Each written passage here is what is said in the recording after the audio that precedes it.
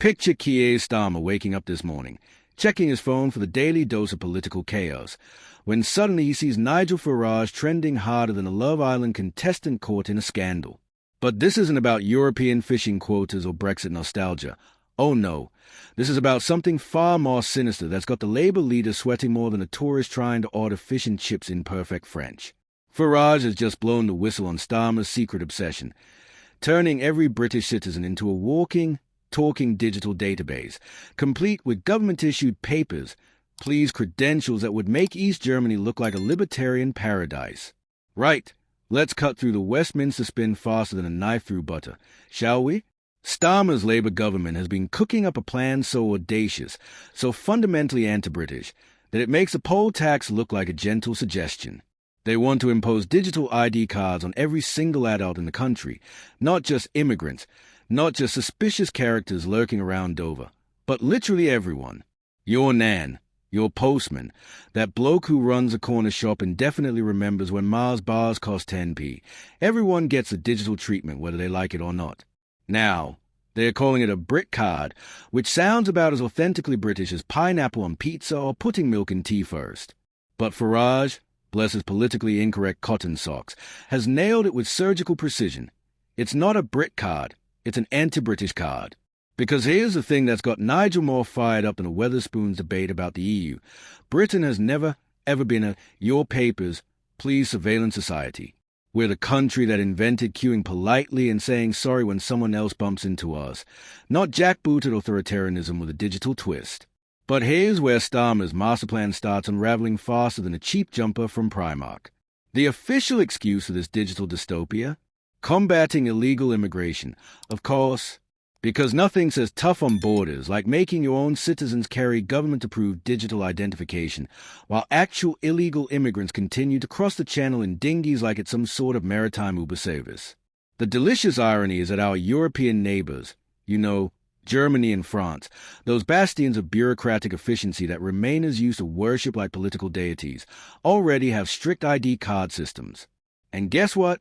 Their immigration crisis makes ours look like a gentle trickle. It's like trying to stop a flood with a colander and then wondering why you're still getting wet.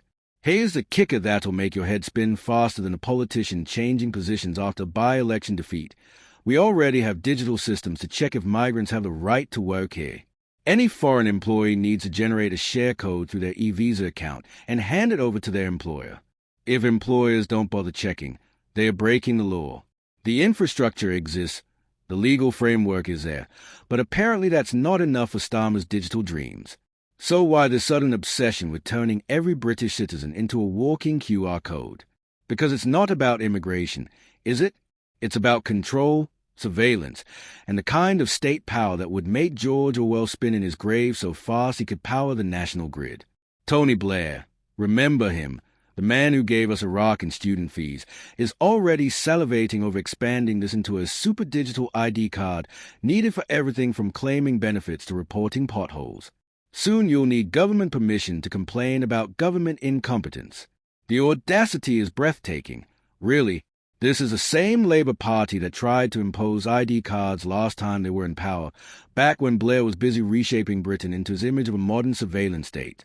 They failed then because the British public told them exactly where they could stick their authoritarian fantasies, and they are trying again now because they think we've forgotten.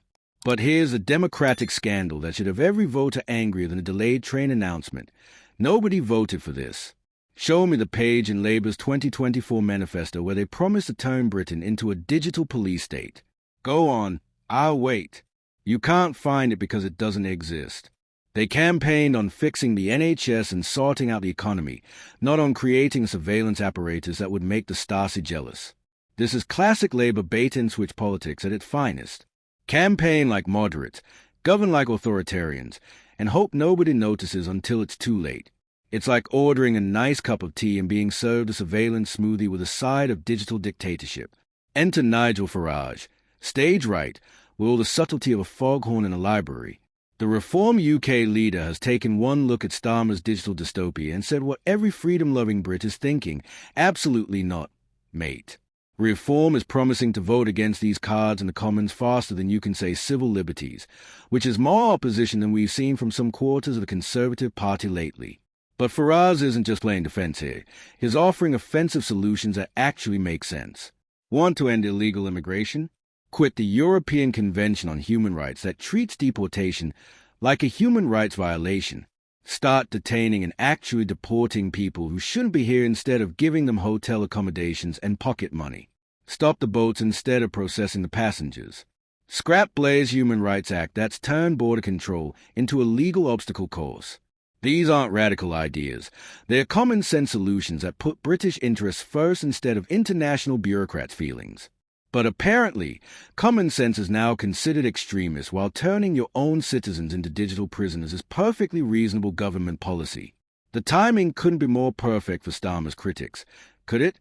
Just when Labour thought they'd settled into a comfortable rhythm of disappointing everyone equally while pretending to fix everything, along comes this digital ID bombshell that exposes their true authoritarian instincts. It's like watching someone try to appear reasonable while simultaneously planning to microchip the population. What's particularly brilliant about Farage's response is how it cuts straight to the heart of British values. We're not Germans with their obsession for documentation. We're not French with their bureaucratic worship. We're British. We value privacy, freedom, and the right to tell the government to mind its own business when it gets too big for its boots. The government's response to criticism has been about as convincing as Boris Johnson's lockdown adherence. They claim it's all about security and efficiency, but every authoritarian regime in history has used the same excuses. Papers, please, always start with good intentions and end with state control over every aspect of daily life. This isn't just about ID cards. This is about what kind of country we want to be. Thanks for watching, and remember to subscribe to UK Secrets for more political revelations that make fiction look boring.